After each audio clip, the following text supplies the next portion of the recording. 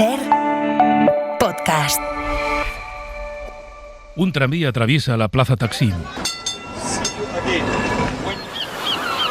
Unas gaviotas acompañan a un ferry que cruza el Bósforo. Un vendedor llama la atención de los compradores en el Gran Bazar. Un muezín llama al rezo en la Mezquita Azul. Un carguero está a punto de cruzar el primer puente de Estambul. Este es el primer vuelo a Estambul.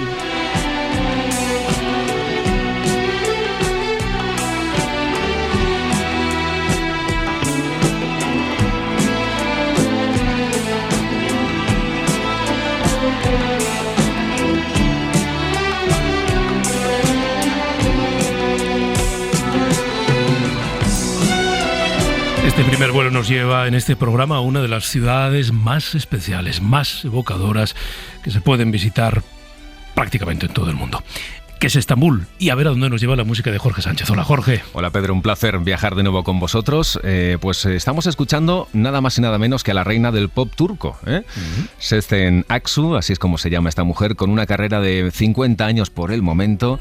Eso sí, le ha tocado combatir con la negativa de la familia, esto suele pasar. Sí. El padre no quería que se dedicara a la música, él era profesor de matemáticas, pero bueno, ella, ¿qué hacía? Esperaba a que salieran de casa y cantaba en el balcón. Anda. Ahí era donde iba afinando. El pequeño gorrión la llamaban, a Sezen Aksu, y bueno, pues poco a poco ese gorrión echó a volar y se convirtió pues en una figura clave de la música turca. Tanto cantante como compositora, ha sido activista por los derechos de las mujeres y las minorías y ha despachado más de 40 millones de copias de todos sus trabajos, que se dice pronto. Una mujer que ha influido en generaciones de artistas turcos, lo vamos a ir viendo, algunos los vamos a escuchar. Bueno, vamos a ir elaborando a partir de aquí nuestra lista de canciones para viajar a Estambul.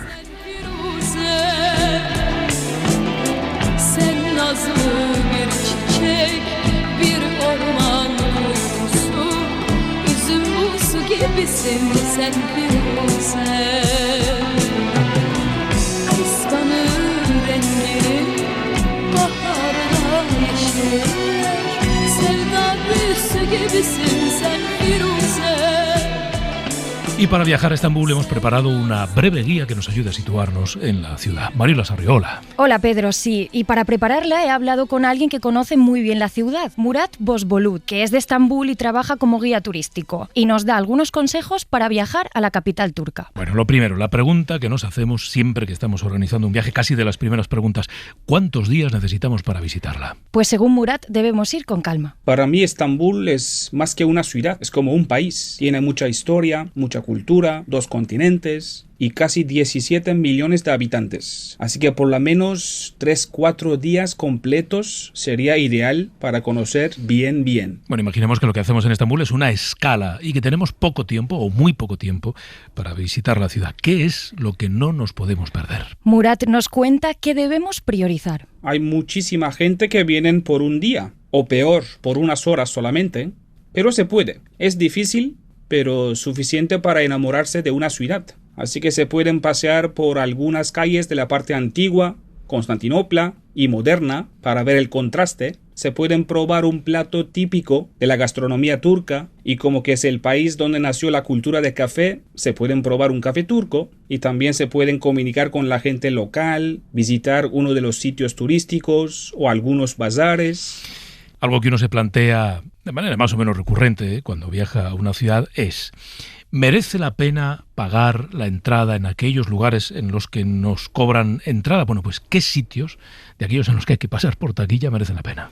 Hay muchísimos, según nos contaba Murat, pero nos ha hablado de 3 que hay que visitar sí o sí. La entrada puede costar entre 25 y 30 euros en función del monumento. Empezamos con el primer lugar, la famosa Cisterna Basílica, un depósito de agua que tiene 1500 años, salió en algunas películas y hoy en día es un museo. Les recomiendo mucho. El segundo lugar, Palacio Topkapi del siglo XV, en donde vivieron los sultanes por casi 400 años y gobernaron el Imperio Otomano de este palacio. Es un palacio súper oriental, tiene 4 patios grandes, muchas salas y su famoso harén. Y el tercer lugar, la joya de Estambul, la joya de Turquía, Santa Sofía del siglo VI. Igual tiene 1500 años y todavía a pie. Y más apuntes sobre Estambul. 2 sitios gratuitos para visitar: el Gran Bazar, el mercado más grande y antiguo de la ciudad, y la Mezquita Azul. Es importante saber que para entrar en las mezquitas hay que descalzarse, y además las mujeres deben cubrirse los hombros, el pelo y las piernas. Los hombres también tienen que ir con los hombros tapados y con pantalones largos. En las puertas de las mezquitas suele haber fulares y chaquetas para cubrirse en caso de no ir con la vestimenta apropiada para acceder. Seguimos. ¿Cuánto nos costaría o nos va a costar un café, una botella de agua y una cerveza? Pues todo se ha encarecido bastante, según cuenta Murat. Pues por la inflación que llevamos ahora, subieron todos los precios, pero les voy a intentar dar algunos ejemplos. Una botella de agua entre 15 y 20 liras turcas. Así que con €1 se pueden comprar 2 o 3 botellas de agua. Un café costaría entre 120 y 200 liras turcas, como entre 250 y 350 euros. Una cerveza local en un bar te costaría entre 200 y 300 liras turcas, como 6-7 euros. Hacer un crucero por el Bósforo creo que es una de las mejores actividades que uno puede hacer en Estambul. Sí, puede costar unos 15 euros y merece muchísimo la pena. 100% vale la pena. Es que el Bósforo es un canal internacional, es un canal natural, así que no es como canal de Panamá, es un canal natural. 32 kilómetros longitud, conecta 2 mares, hay mar Negro, hay mar de Mármara y divide la ciudad.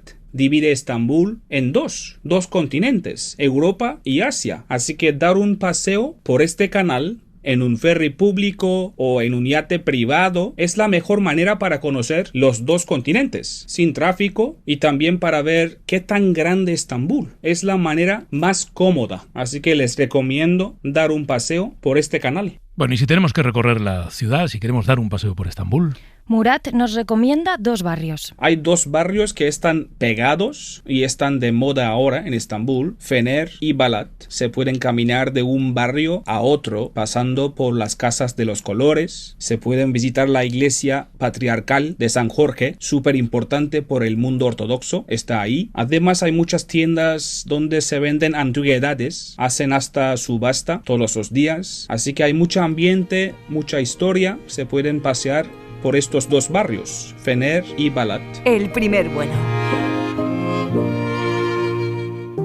Hola compañeras, soy Patricia de Cuéntame un cuadro y hoy vamos a sumergirnos en un Estambul diferente, el que nos enseña el artista Henriette Braune en su obra Un aula turca, pintada en 1870.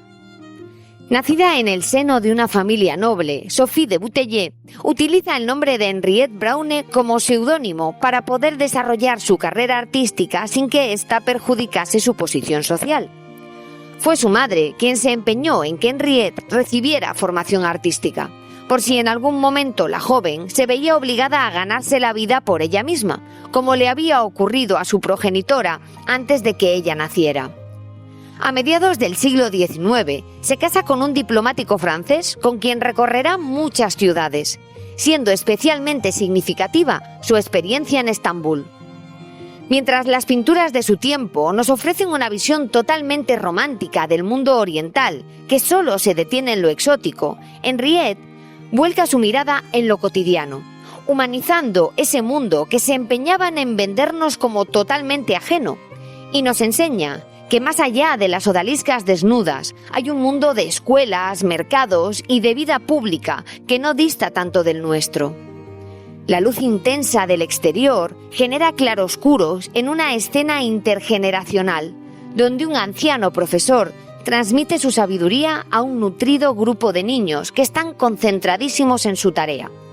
La artista pone a la infancia en el centro, de la composición y también del relato, en un siglo, el XIX, que solo se preocupaba de contar la historia desde una mirada, la masculina, obviando así la voz de las mujeres y también de las infancias, voces a las que pintoras como Henriette Braune quisieron dar espacio.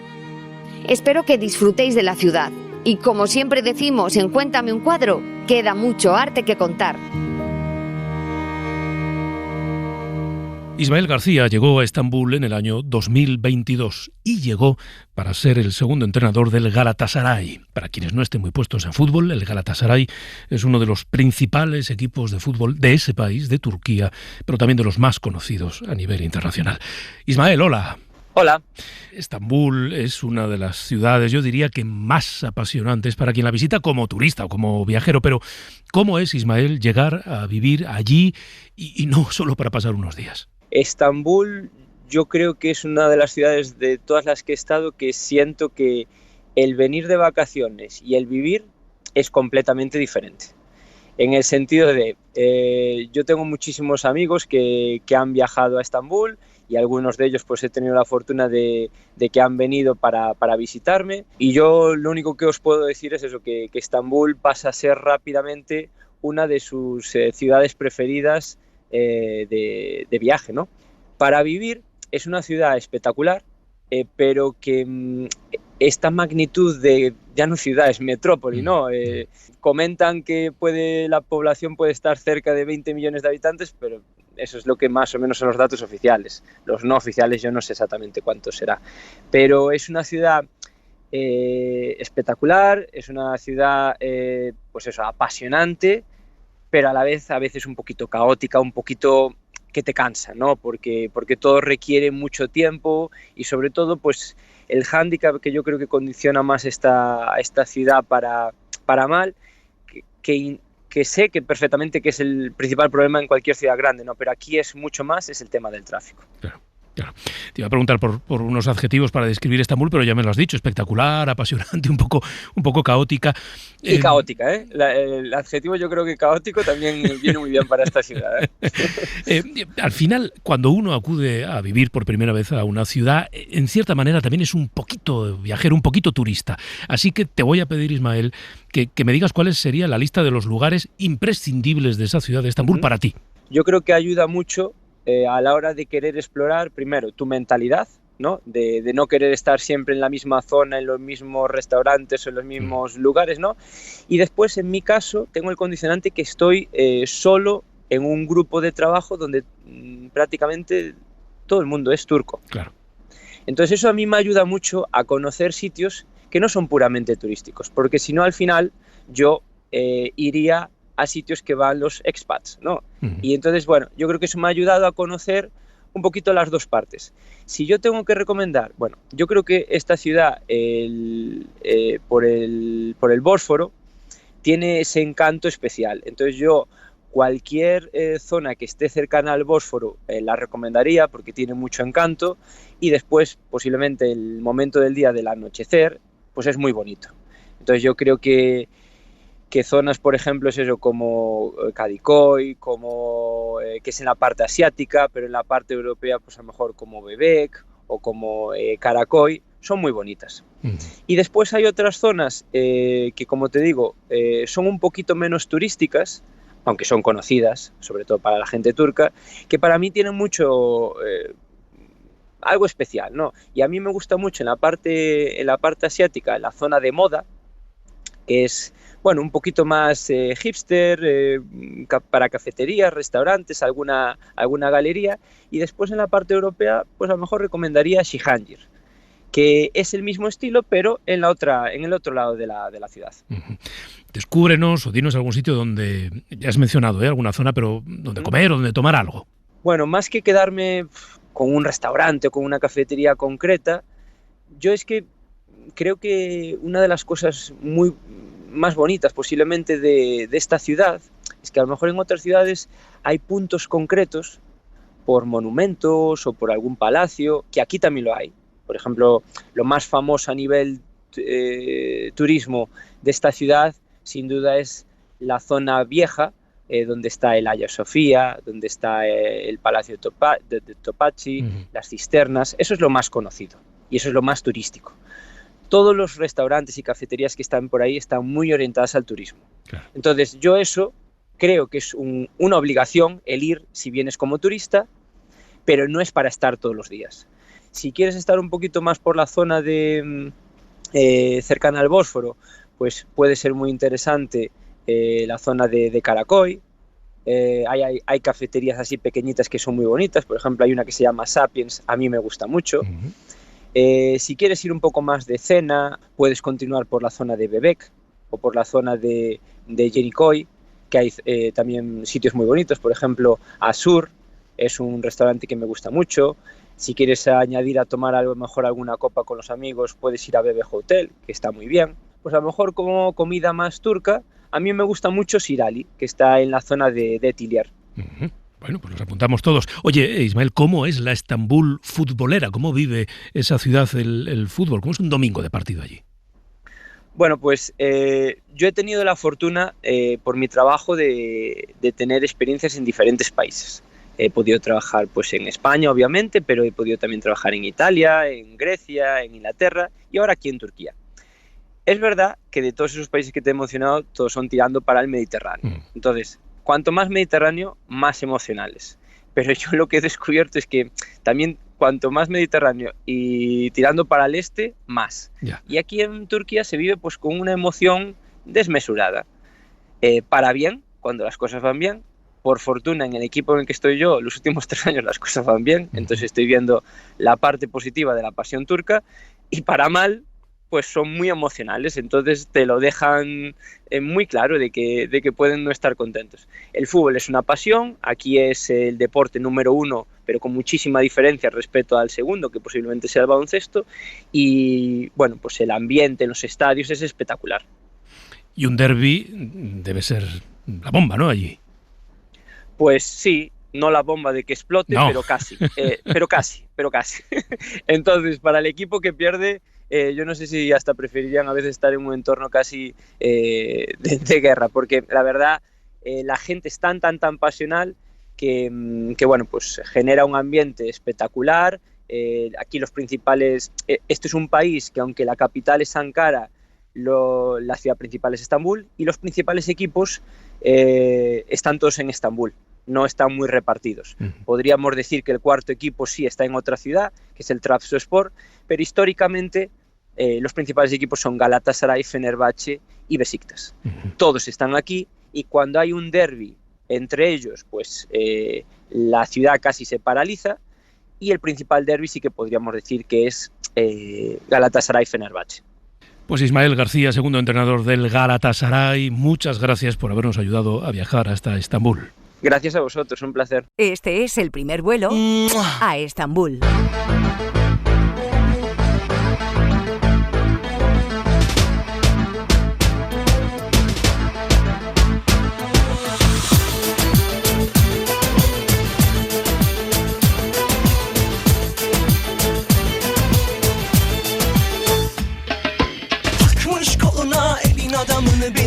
Una canción que empieza así con un beso tan sonoro, ya empieza bien. Empieza bien. Bueno, estamos escuchando a Tarkan. Hemos arrancado con la reina del pop turco, pues este es el príncipe, príncipe del pop turco. Él nació en Alemania Occidental, pero bueno, a los 13 años con su familia se trasladaron a Turquía.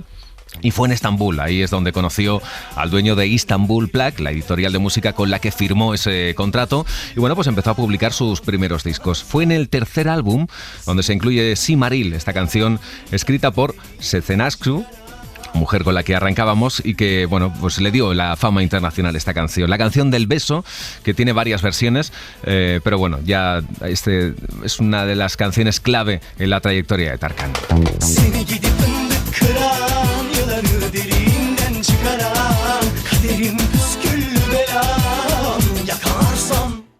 Y en este programa se sube también al primer vuelo José Manuel Romero. Hola. Hola, ¿qué tal? Mira que yo no es que sea un experto en cine, pero con esta música creo que puedo adivinar... Voy a Londres. Su vuelo PA1 acaba de aterrizar en Estambul. Que puedo adivinar que hay un James Bond, suelto por las calles de Estambul. Efectivamente, sí. La ciudad, como le pasa a otras, como Nueva Delhi o Bangkok, le encanta el cine de acción y espionaje para tener buenas persecuciones por las callejuelas y mercados. Supongo que será costumbre de por aquí que a su automóvil le siga otro.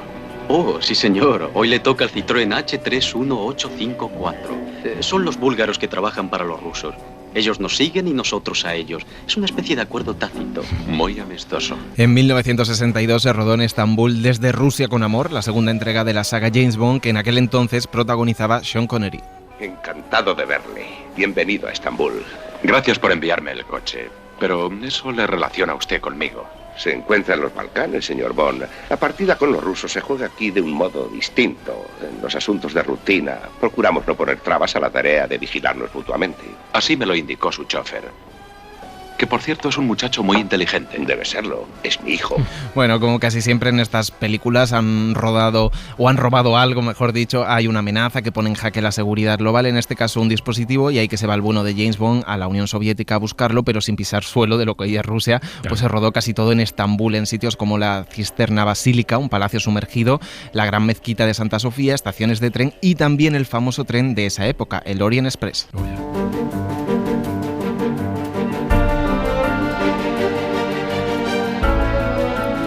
Y hablando de ese ferrocarril, 10 años después, en los años 70, ahí se rodó uno de los clásicos de Agatha Christie, de la adaptación de su novela, que dirigió Sidney Lumet y protagonizaba a Albert Finney como el detective Hércules Poirot junto a Ingrid Bergman. Tengo el placer de hablar con el señor Hércules Poirot. El placer posiblemente, señor Ratchet. La intención seguro. Me ha pedido cerillas. Le he dado una caja y no las ha utilizado. No se necesita mucha agudeza mental para deducirlo. Es maravilloso. Siéntese, Solo señor. un momento. Solo un momento. En este caso, la expedición del tren iba de Estambul a París y había que encontrar en ese juego, ¿no?, al responsable de un misterioso asesinato. Otro clásico que utilizó localizaciones de la ciudad fue América, América, de Elia Kazan. And here is $50. How much is that, $50? How did he earn so much money so quickly? America, America. Aquí una película de época ambientada en los últimos años del siglo XIX, tanto que la historia transcurre en Constantinopla, el nombre grecorromano, ¿no?, de la ciudad antes de cambiar a Estambul. Es la historia de un joven que sueña con irse a Estados Unidos, a esa América, América, pasa todo tipo de penurias en la ciudad y no consigue ahorrar el dinero para los pasajes. Bueno, si te parece vamos a pasar a algo más moderno, tan actual que Estambul fue Teherán. Sí, en la película Argo, con la que Ben Affleck ganó el Oscar, un thriller también de espionaje sobre la crisis de los rehenes durante la revolución iraní del 79, puro Hollywood, tanto que la maniobra de la CIA fue hacer pasar a los rehenes por cineastas y actores canadienses para sacarlos del país. Tengo una idea. Son parte del equipo de rodaje de una película de ciencia ficción. Yo vuelo a Teherán y salimos de allí como parte del equipo de rodaje. Tienes que ayudarme a fingir que hago una película. ¿Quieres venir a Hollywood y fingir que eres un pez gordo sin dar un palo al agua? Sí. Darás el pego. Bueno, por supuesto, también se han rodado grandes películas turcas en la capital, como Mi padre y mi hijo, del director Kagan Irmak, la historia de un periodista de izquierdas que huye en los años 80 por un golpe de estado y vuelve a la casa de sus padres en el campo.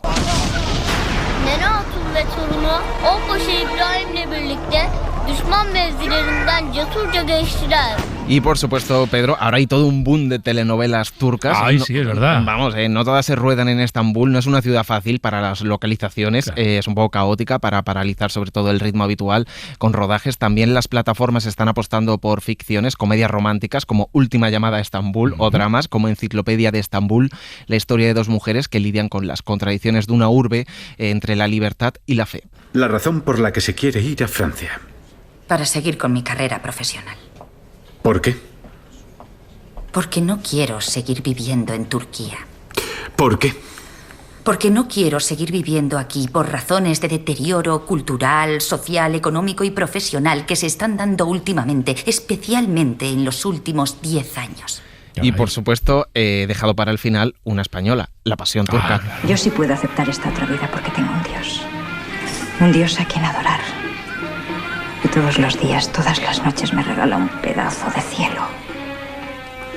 Tenemos la versión película, mucho mejor, de Vicente Aranda con Ana Belén en uno de sus papeles más recordados. La película tuvo un éxito tremendo en España, hizo mucha taquilla, adaptación de la novela de Antonio Gala. También hubo adaptación a serie, esta historia de una profesora española enamorada de un anticuario turco. Ambas rodaron escenas en Estambul, en lugares emblemáticos como el Bazar de las Especias, la Mezquita Azul, el Bósforo y el Palacio de Topkapi. ¡Qué maravilla, qué maravillosa es Estambul! Gracias, José Manuel. A ti.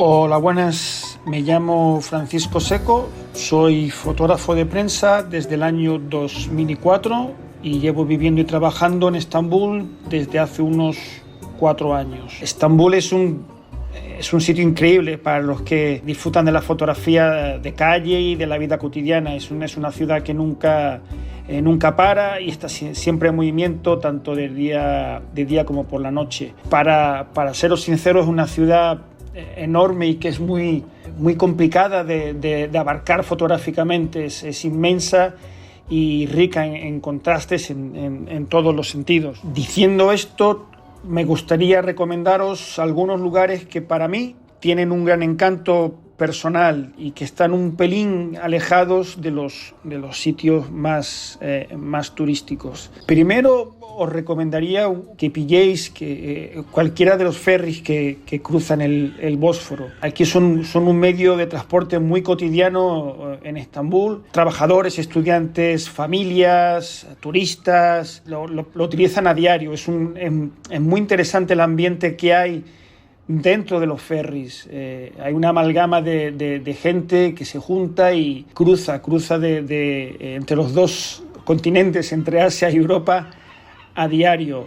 Apuntároslo porque aparte es un viaje muy relajante con vistas muy lindas y en el que incluso os podéis tomar un té mientras cruzáis. En segundo lugar, os recomendaría las puestas de sol en el barrio de Kadikoy. Este barrio está situado en el lado asiático y desde allí se ve poner el sol en la parte sobre la parte europea de la ciudad. Es un momento, al ponerse el sol, es un momento lindo en el que se aprovecha para ver cómo los barcos mercantes cruzan el Bósforo, cómo llegan y salen los ferries, y al fondo tenéis la silueta de lo que es el Cuerno de Oro con Hagia Sofía y la Mezquita Azul. Es muy lindo y aparte cuando cae el sol hay mucha animación en la zona. Hay gente paseando, hay músicos callejeros, hay muy buen ambiente. Una de las mezquitas más importantes es la mezquita de Suleimaniye, que está en una de las colinas de lo que es el Cuerno de Oro. A mí me gusta mucho porque tiene un patio que tiene una vista espectacular sobre el que se ve la entrada del Bósforo, se ve el puente y la Torre Gálata, también se ve la parte asiática y lo recomiendo sobre todo si venís en invierno y tenéis la casualidad de que hay nieve. Es una vista espectacular y súper linda. Por último, me gustaría recomendaros lo que es la zona de tiendas, callejuelas que están alrededor del Gran Bazar. Sé que el Gran Bazar es una visita obligada, pero en mi opinión está muy enfocada al turismo. Realmente los turcos, donde compran, la gente local donde compra, es todo el entramado de calles, callejuelas y demás que hay alrededor del Gran Bazar. Hay mucho movimiento desde por la mañana hasta la tarde, los 6 días de la semana, y aparte es una zona que se divide incluso por barrios gremiales donde puedes comprar especias, frutos secos, tabaco, ropa, joyas, lámparas, cajas fuertes, comida, alfombras, flores, relojes. Es mucho color, mucho movimiento y es una verdadera forma de perderte un poco por la calle y el ambiente que hay en Estambul.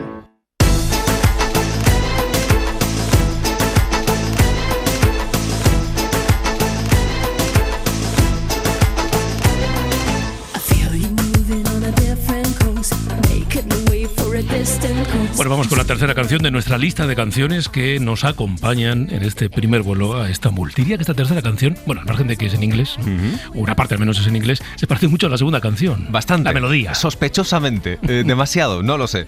Bueno, el tema es Every Way That I Can de Sertab Erener. Esta canción supuso la primera victoria para Turquía en 2003 en el Festival de Eurovisión. Sertab Erener empezó a trabajar como corista. Fue corista de Sezen Aksu, su discípula. Y fíjate que, Pedro, el principal periódico de Turquía, Hurriyet, incluyó esta canción en la lista de los símbolos de Turquía, conmemorando los 91 años de la República Turca. Esta canción la destaca especialmente. So good, you make me feel just like I should. I know what you're thinking, good now, rest of the world is over. Lo decimos en cada uno de los programas de este primer vuelo. Leer es una forma de viajar a la ciudad antes de viajar, o de recordar el viaje, una vez hemos vuelto de allí. Vamos a saludar a Sibel Boray, es profesora de Lengua y Literatura Turca de la Universidad Complutense. Sibel, hola, bienvenida. Encantada, es un gran placer estar aquí. ¿Tú naciste en Estambul? Sí, justo finales de los 70, y tuve el placer de nacer en una ciudad llamada Constantinópolis, con su nombre antiguo. Bueno, y cuando yo nací, la ciudad tenía solamente 1 millón de habitantes. 1 millón. Hoy en día tiene muchos más.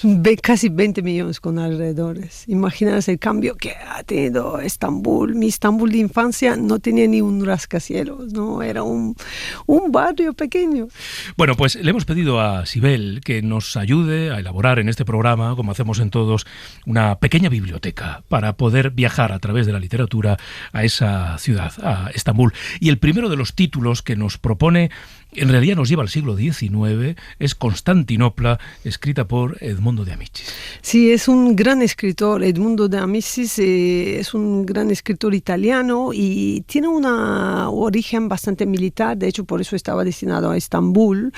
Y le conocemos en general en otros países por su libro en italiano escrito Cuore, Corazón, y cuenta la historia de un niño. Pero él se fue a Constantinópolis y le fascinó porque en el siglo XIX, finales del siglo XIX, en toda Europa había este ambiente de romanticismo. Él lo descubrió en sus páginas, el puente de Galata, como si fuese finales de 1800. Podemos ver los pescadores, marineros y la gente que pasaba por ahí, como describe su indumentaria, es fascinante. Y ir con este libro al puente de Galata y descubrir el siglo XIX. ¡Qué maravilla! ¡Qué maravilla! El puente de Galata, que es uno de los lugares que sí o sí hay que visitar, ¿no? En Estambul, cuando un viajero o un turista va a la ciudad. Claro, y además tomar un vaso de rakı, la bebida a base de anís, que tiene 45% de alcohol, en una de Solo las un tabernas. Sí. Por eso le añadimos bastante agua y hay que tomarlo siempre con tapas turcas que les llamamos mezes. Abajo, cualquier taberna, abajo de la puente de Galata, con la puesta del sol, es fascinante. Siguiente libro que vamos a sumar a nuestra biblioteca, más reciente, nos venimos casi al presente. De hecho, el libro se titula, ¿cómo se llama la ciudad? Estambul, de el gran o uno de los grandes escritores turcos, Orhan Pamuk. Claro, el gran premio Nobel. Pues él descubrió por primera vez la palabra huzun, bueno, de origen árabe, en realidad nostalgia, y habla todo el rato en su libro de Estambul, Constantinópolis, sobre su infancia, los años 50, 60, es un poco diferente la época. Y también después de la caída del Imperio Otomano, después de la Primera Guerra Mundial, cómo se quedó la ciudad, las casas, todos los edificios de madera, pero él habla en concreto de un barrio con un nombre difícil en castellano que es Cihangir. Es el nombre, es fácil de localizar en Google, por si queréis profundizar vuestros conocimientos. Es el nombre del hijo quinto, el último hijo del gran sultán Suleimán Magnífico, el Suleimán que se engrandeció las tierras otomanas más hasta Viena, intentó conquistarlo 2 veces, ¿no? Entonces, pues él dedicó este barrio a su hijo Cihangir y él tenía enfermedades y entonces murió, de hecho, a los 22 años.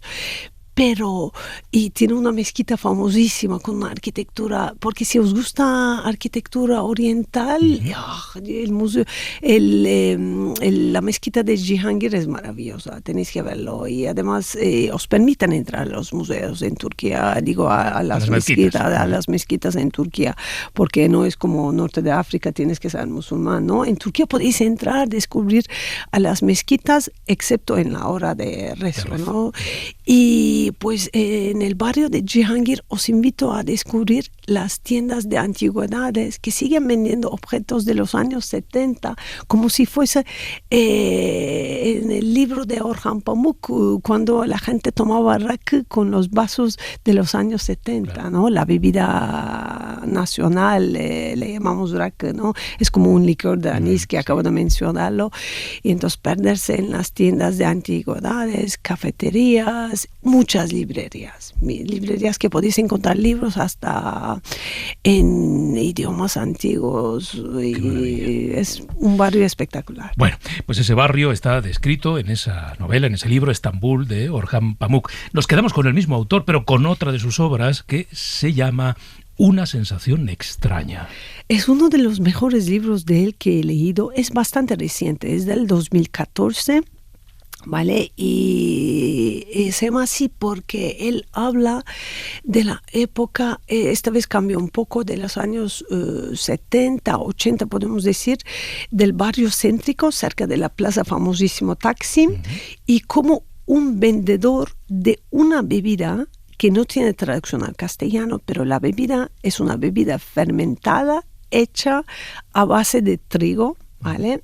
Y es suave y agrio y es imposible de describir. Y de hecho lo trajo un señor finales de 1800, al inicio de 1900 a Estambul, de Kosovo, de los Balcanes. No es una bebida solamente turca, pero de los Balcanes, ¿no?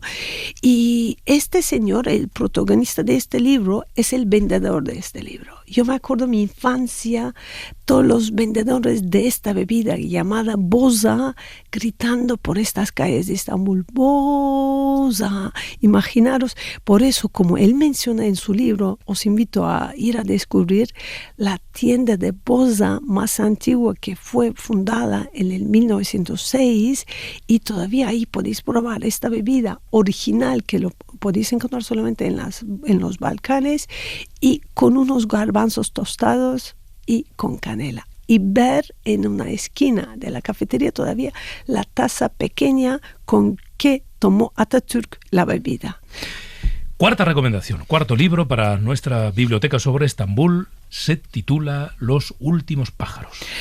Pues para los amantes del mar, el mar Mármara, no se puede visitar Estambul sin coger el ferry, ¿no? Nosotros le llamamos vapur, es una palabra de otomano.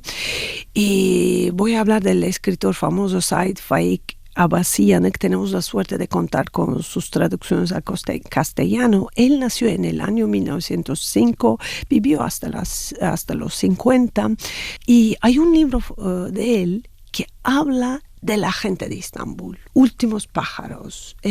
Coger este libro, montando el barco, vapur, cogiendo de la zona asiática, iros hacia las Islas Príncipes. La isla más grande de las Islas Príncipes se llama la Isla Grande, Büyükada le llamamos, y él describe cómo la gente vivía en 1930, 40 en esas islas, donde hasta hoy en día no entran coches.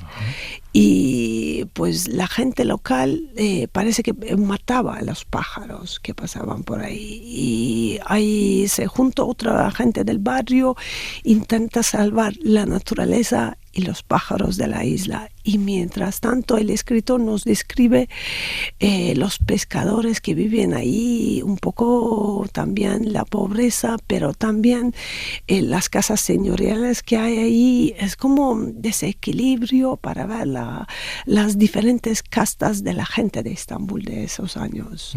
Y siempre al fondo con las vistas del Mármara, y con los famosos vapur, los barcos que van y vienen a la isla, donde no hay ni un coche hoy en día. ¿Cómo se dice en turco yo soy de Estambul? Y sería única frase otra vez, con los sufijos que vamos a ir añadiendo, Estambul, y añadiremos un sufijo que sería sufijo de procedencia, Estambulú, y luego pues yo soy, sería un sufijo del verbo ser, estar, Estambuluyum. Y si quiero dar énfasis, podría añadir yo, Estambuluyum. Pues Sibel Boray, profesora de Lengua y Literatura Turca en la Complutense, ha sido un placer. Gracias por acompañarnos. Muchas gracias por haberme invitado y compartir mi infancia después de tantos años en la ciudad que más adoro. Muchas gracias. El primer vuelo, con Pedro Blanco.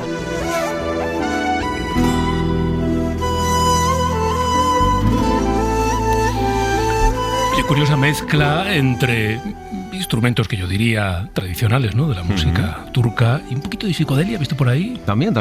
Muy bien, efectivamente. Estamos escuchando. Estás educando el oído, Jorge.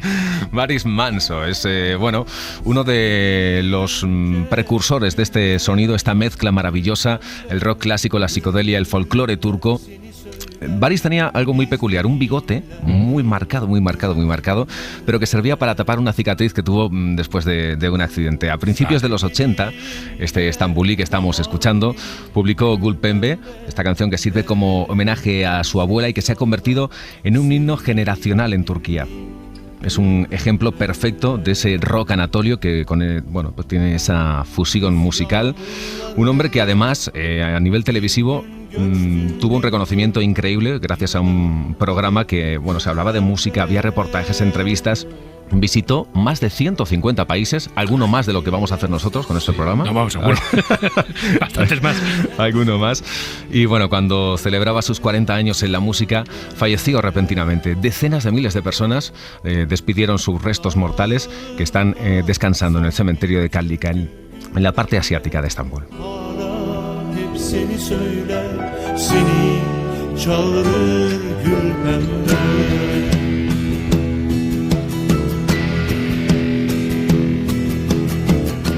Mimoun Hamido lleva toda la vida dedicada a la cocina, desde los 18 años, desde que fuera una de las primeras chefs jóvenes en nuestro país, en España, desde que se formó en restaurantes que iban del Mediterráneo al Cantábrico, desde sus años en Cataluña, hasta que se instaló a vivir y a trabajar, también relacionado con la cocina, en Estambul. Mimoun, hola. Hola, ¿qué tal estáis? Gracias por atendernos. Supongo que toda esta experiencia vital que acabo de resumir, que es larga, todas esas cocinas en las que has estado, las ciudades en las que has vivido, las culturas por las que has pasado, todas han dejado huella en tu forma de ver la cocina. Por supuesto, lo que pasa es que sobre todo mayoritariamente me he enfocado siempre en la cocina mediterránea, que es bastante amplia, ya es una visión bastante amplia de la cocina. Y aunque he trabajado desde el sur al norte, todo tiene todas las cocinas que pertenecen al Mediterráneo, incluso la del Cantábrico, tiene sus reminiscencias también mediterráneas. Bueno, ¿a qué huele o a qué podría oler una cocina, un hogar en el que se cocine de cualquier casa en Estambul? Bueno, podría oler. Podría. Vamos a dejarlo condicional. Porque podría oler si se cocinara lo bastante, pero como esto es una gran urbe, ¿no? Una gran ciudad donde la gente trabaja mucho, las distancias son muy grandes y entonces cada vez, desgraciadamente, se cocina menos en los hogares, ¿no? Contrariamente a lo que se puede pensar en España, una cocina de un hogar turco no tiene que oler a especias, porque las especias, aunque hay muchísimas especias aquí, esto es un paraíso para comprar especias, no se utilizan tanto como en España pensamos que se utilizan las especias aquí en Turquía. Puede oler, en épocas de membrillos a membrillos, porque hay unos dulces que hacen con membrillos espectaculares. Puede oler a agua de rosas. Lo que no puede oler es a pescado, aunque Turquía está rodeada de mares, ¿no? Está el mar Egeo, el Mármara, el Mar Negro, el Mediterráneo. Se come mucho pescado, pero sin embargo los turcos son bastante reticentes a cocinar pescado en casa, por el olor. Anda. Precisamente por el olor. No les gusta el olor a comida o a pescado en casa. Para eso hay restaurantes donde se come específicamente pescado. Y los turcos, como los españoles, son muy dados a salir a cenar, a beber, a compartir con los amigos, a restaurantes, a bares, etcétera, etcétera. Si diéramos con una familia que de manera más o menos regular cocina en su casa, damos con esa familia y esa familia turca nos invita un día a comer allí, en su cocina o en su salón, ¿qué platos nos serviría o qué plato nos faltaría en esa comida? Pues mira, primero te invitarían a un desayuno. Aquel desayuno es muy importante y se desayuna bien y abundantemente. Entonces te harían, por ejemplo, no puede faltar los diferentes tipos de quesos. Aquí hay muchísimos tipos de quesos. El queso blanco es indispensable, es un queso parecido al queso feta. La miel, la nata con la miel, esa combinación es buenísima y siempre estará en el desayuno. El menemen, que se parece a nuestro pisto. Es un pisto con huevos. El el tomate con el pepino es indispensable. Aquí las aceitunas, por ejemplo, se comen siempre en el desayuno. Nadie pide aceitunas para el almuerzo, para la comida, para la cena. No, las aceitunas son muy propias solamente del desayuno. Y todo eso con un buen zumo de frutas, porque aquí las frutas son variadas y se bebe muchísimo zumo de frutas mezcladas. Y luego también, por supuesto, el chai, el té negro. Eso es lo primero que comerías en una cocina turca, en una casa turca, típicamente turca, ¿no? Ese desayuno. Ajá. Luego tienen platos que son emblemáticos, por ejemplo, los dolmas, que son verduras, distintos tipos de verduras rellenos. Pueden estar rellenos de arroz con verduras o rellenos de carne, de cordero o de ternera, también con verduras. Turquía, por ejemplo, es un paraíso para los vegetarianos también, porque se comen muchísimas verduras. Y aunque es un país que consume mucha carne, hay muchísimos platos que no llevan ni carne ni pescado. Entonces, en una cocina turca, en una casa turca, no pueden faltar las verduras rellenas, eso es indispensable. Y las sopas también. Antes los desayunos, antes de que fueran tan copiosos, los desayunos en Turquía, y la gente mayor aún lo hace, empieza el día siempre con una sopa, con una buena sopa, una sopa de lentejas con yogur, o algo parecido, ¿no?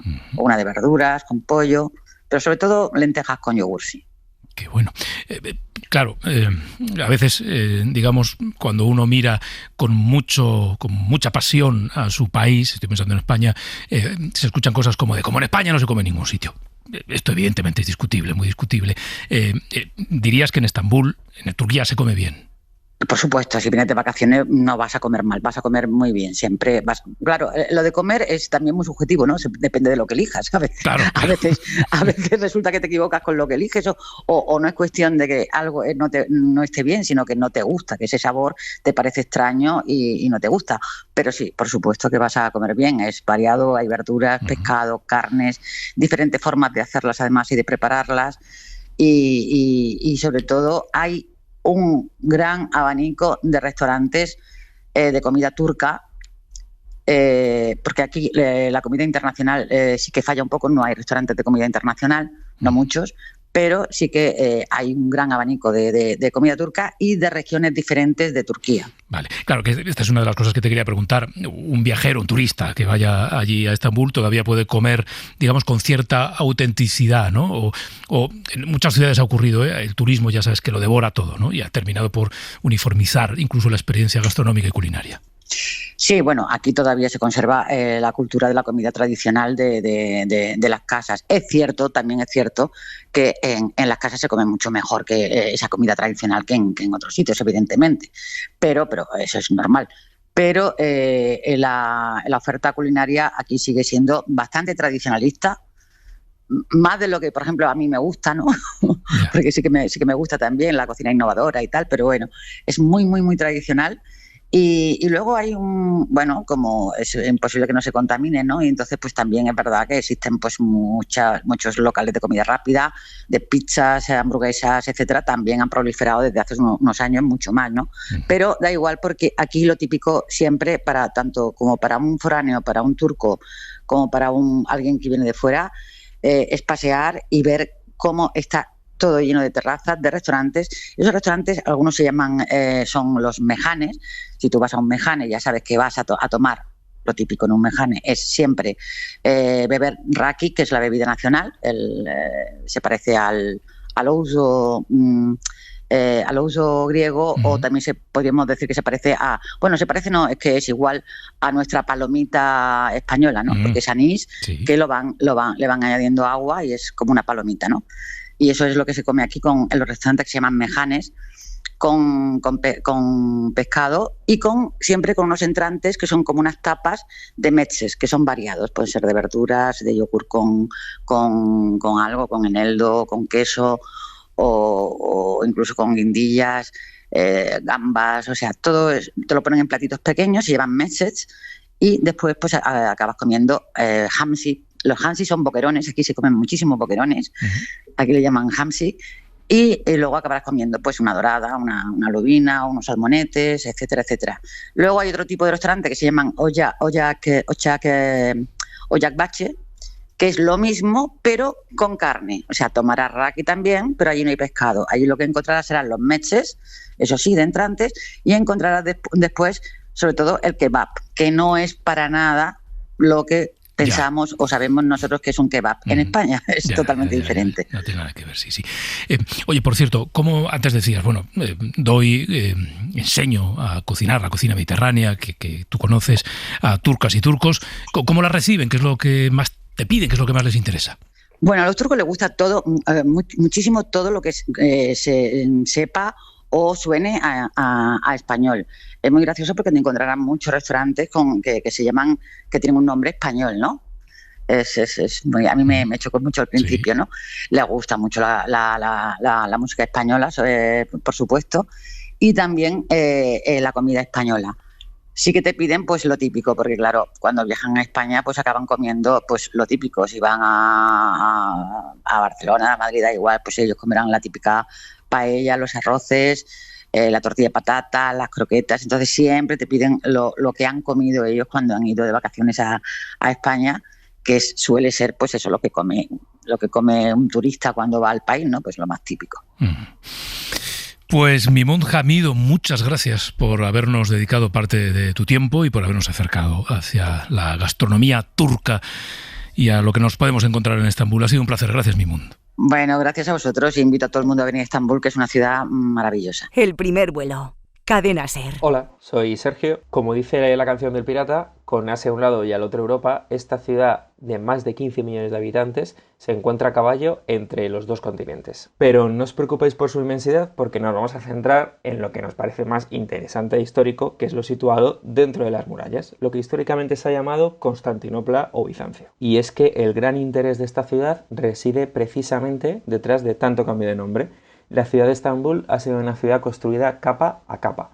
Por eso nos encontraremos antiguas mezquitas reconvertidas en sinagogas, reconvertidas en iglesias y que ahora vuelven a ser mezquitas. Y por supuesto, un lugar que no podemos dejar de visitar es el Gran Bazar. Este gran mercado cubierto es un poco una metáfora del caos de la propia ciudad de Estambul. Nos encontraremos con un laberinto con multitud de pasillos que se ha ido construyendo paso a paso a lo largo de los años y donde podremos regatear y encontrar prácticamente cualquier cosa que comprar. Para que os hagáis una idea de la dimensión de este lugar, el Gran Bazar de Estambul se extiende por un área de más de 45.000 metros cuadrados, tiene 64 avenidas y calles, 16 patios, cerca de 4.000 tiendas y trabajan más de 20.000 personas. Es decir, todo un centro comercial de la época. Pero bueno, que no se diga que yo solo os mando a Estambul a comprar. Como hemos hecho con otras ciudades, lo que se puede decir de Estambul es que es una ciudad cuya arquitectura se escucha. Y es que miréis a donde miréis en la ciudad, veréis mezquitas, veréis sus famosos minaretes y escucharéis la llamada a la oración. Como si fuese una moderna metrópoli, al mirar alrededor, en lugar de rascacielos, lo que nos vamos a encontrar van a ser estas altas construcciones que nos van a marcar el camino o nos van a decir dónde estamos. Así que nada, espero que disfrutéis de Estambul y nos vemos en la siguiente parada. Onlar anlamaz halden, çünkü derdimden bilmez. Çoktan kırılmış kalpler, anlamazlar halinden. Sevdiğimden bittiğinden. Terminamos este viaje musical por Estambul, por Turquía también, entiendo que acercándonos un poco más al hoy, ¿no? A la actualidad. Efectivamente. Y además lo hacemos por los tejados de Estambul, porque el videoclip de esta canción que estamos escuchando, esta canción de Semicenk, se desarrolla precisamente ahí, por esos tejados de esta maravillosa ciudad que hemos estado conociendo un poquito más en el día de hoy. Este artista, Semicenk, saltó a la fama gracias al talent show O Ses Türkiye, la voz de Turquía, ¿vale? Vale, ya está. Lo iba a cantar, claro. pero digo, tampoco no hará falta. Iba a hacer el jingle, pero no es necesario. Bueno, es conocido por esas letras emocionales, ese estilo melódico que escuchamos, y es un hombre que sabe perfectamente lo que es alcanzar el puesto número 1 en las listas turcas. Este videoclip, que os decía que está rodado en los tejados de Estambul, supera los 140 millones de visitas.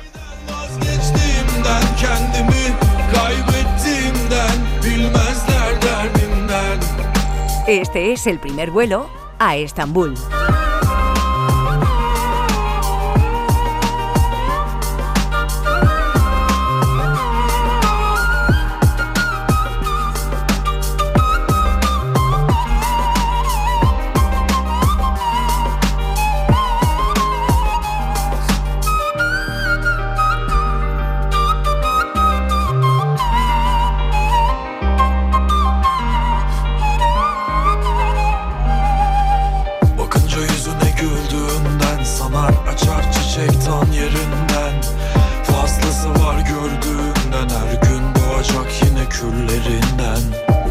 gece benim manzaramsa düşen bir yaprağım sonbaharda sanki İstanbul.